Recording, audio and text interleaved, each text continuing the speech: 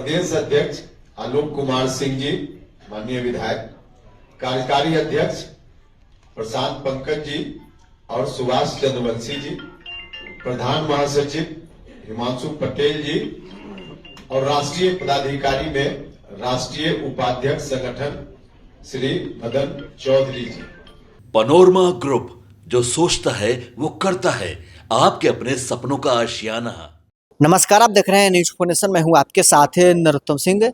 उपेंद्र कुशवाहा ने अपने संगठन में बड़े बदलाव करते हुए पार्टी के विधायक आलोक सिंह को प्रदेश अध्यक्ष की जिम्मेवारी दी है। उन्होंने ये घोषणा प्रेस कॉन्फ्रेंस के दौरान किया है। बिहार में खरमास के बाद राजनीतिक बदलाव की चर्चा तेज थी।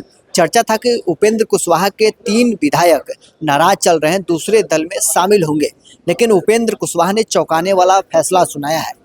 उनके पार्टी के विधायक अचानक उनके पास पहुंचते हैं। पार्टी के तरफ से सोशल मीडिया हैंडल पर पोस्ट किया जाता है कि हमारे विधायक राष्ट्रीय अध्यक्ष के साथ बातचीत कर रहे हैं और अब ये फैसला लिया गया है कि उपेंद्र कुशवाहा के पार्टी के जो विधायक हैं दिनारा से आलोक सिंह, उन्हें प्रदेश अध्यक्ष की जिम्मेवारी दी गई है। इसकी घोषणा खुद उपेंद्र कुशवाहा ने किया है। उनके बगल में पार्टी के विधायक दल के नेता और राष्ट्रीय प्रधान महासचिव माधव आनंद भी बैठे हुए हैं। सिर्फ एक विधायक यहाँ पर नदारद हैं, उनका नाम है रामेश्वर महतो। रामेश्वर महतो यहाँ पर मौजूद नहीं है। बाकी पार्टी के सभी विधायक एकजुट हैं। आलोक सिंह को बड़ी जिम्मेवारी दी गई है। साथ ही प्रदेश में 2 कार्यकारी प्रदेश अध्यक्ष की भी नियुक्ति हुई है। आरएलएम के टिकट पर चुनाव लड़े प्रशांत पंकज को भी प्रदेश कार्यकारी अध्यक्ष की जिम्मेवारी दी गई है। साथ ही हिमांशु पटेल को प्रदेश प्रधान महासचिव बनाया गया है और जो निवर्तमान प्रभारी प्रदेश अध्यक्ष मदन चौधरी, उन्हें बड़ी जिम्मेवारी देते हुए राष्ट्रीय उपाध्यक्ष संगठन बनाया गया है, जिसकी घोषणा उपेंद्र कुशवाहा खुद कर रहे हैं। छोड़ जाते हैं आपको इस तमाम वीडियो के साथ। आपको जानकारी है कि प्रदेश में चुनाव, विधानसभा चुनाव के उपरांत पार्टी के संगठन से संबंधित बिहार इकाई को भंग करने का निर्णय हम सभी ने लिया था और उसी वक्त यह बात कही गई थी कि अगले कुछ दिनों में फिर से पुनर्गठन पार्टी का कर दिया जाएगा। तो पार्टी के पुनर्गठन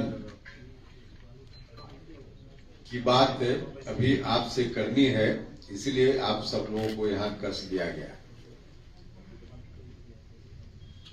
जो पुनर्गठन अभी किया गया है उसके अनुसार प्रदेश अध्यक्ष सहित और भी कई पदों पर मनोनयन हुआ है, जिसकी कॉपी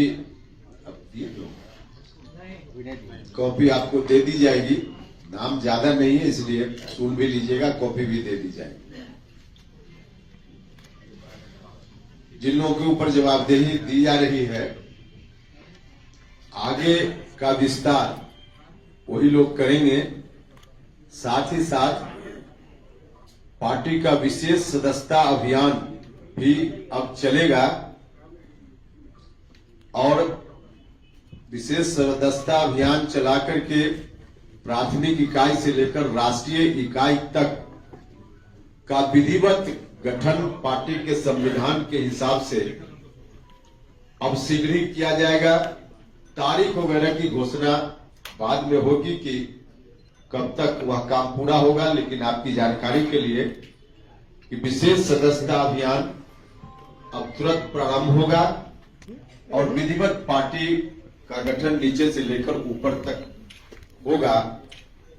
तब तक यही कमेटी काम करेगी, जो राष्ट्रीय कमेटी है वह भी, और प्रदेश में जो अभी जिसकी घोषणा कर रहे हैं उसके अतिरिक्त जिलाध्यक्ष या राज्य इकाई में या विभिन्न प्रकोष्ठों के गठन में, मनोनयन में भी यही लोग करेंगे, विस्तार देंगे। तो इन लोगों के ऊपर यह जवाबदेही सदस्यता अभियान विशेष चलाने की और पार्टी की इकाई को और आगे बढ़ाने की इन्हीं लोगों के ऊपर फिलहाल जवाबदेही दी जा रही है।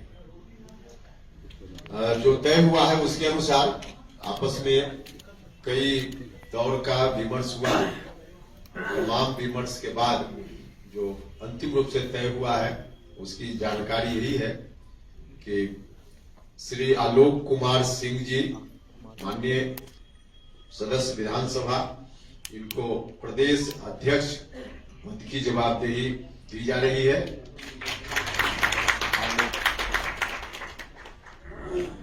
इसके साथ साथ 2 कार्यकारी अध्यक्ष बनाए जा रहे हैं इनके सहयोग के लिए।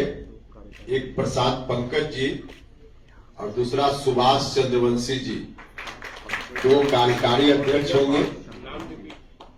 नाम तो बता दिया हमने, रिपीट कर देते हैं। एक नाम जो और बचा है वो कर लेते हैं, उसके बाद फिर से रिपीट कर देते हैं। प्रधान महासचिव पद पर हिमांशु पटेल जी को जवाबदेही दी जा रही है, प्रधान महासचिव के रूप में।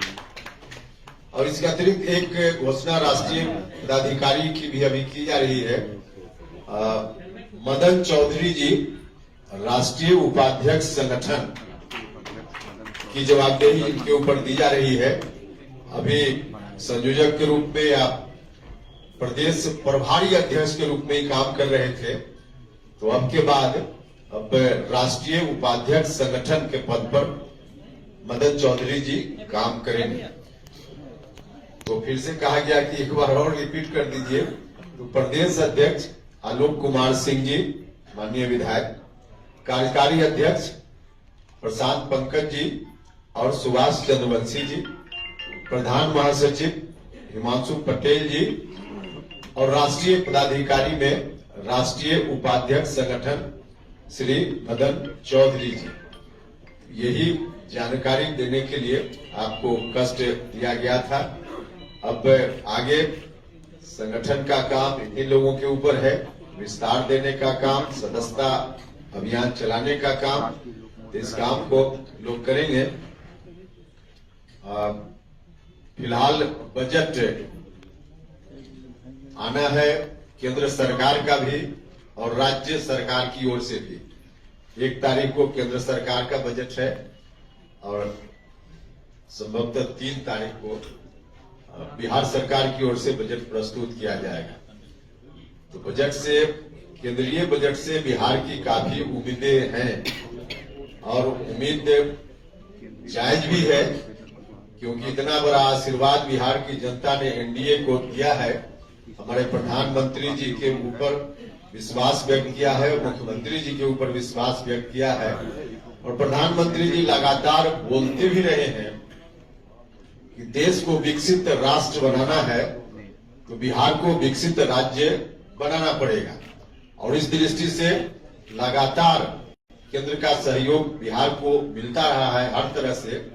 तो फिर से इस बार बिहार के लोग उम्मीद कर रहे हैं और इस उम्मीद को, बिहार वासियों की उम्मीद को आपके माध्यम से हम माननीय प्रधानमंत्री जी और भारत सरकार तक भी पहुंचाना चाह रहे हैं कि बिहार में जो भी आवश्यकता है, दोनों जगह सरकार एनडीए की ही है, डबल इंजन की सरकार है, तो क्या क्या बिहार के लिए जरूरी है, राज्य सरकार से विमर्श से भारत सरकार के प्रतिनिधियों के साथ चलता रहता है।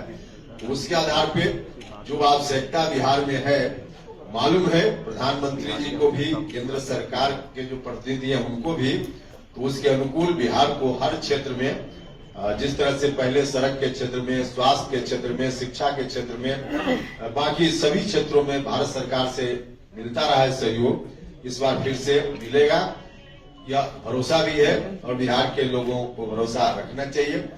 राज्य की सरकार ने तो विशेष रूप से महिलाओं का ख्याल हमेशा रखा है।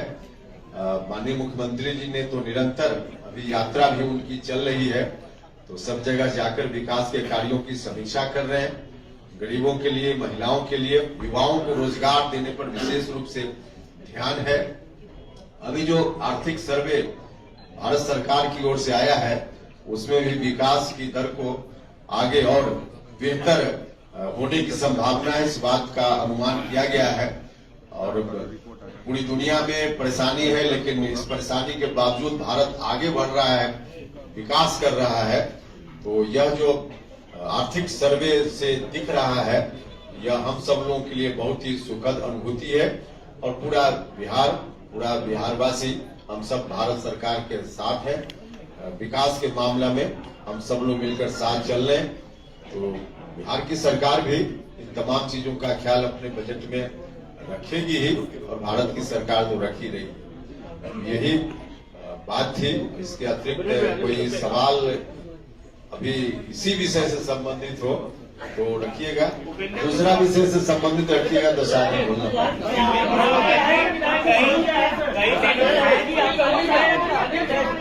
एक आदमी कोई पूछे, अब इस तरह से सवाल पूछिएगा तो जवाब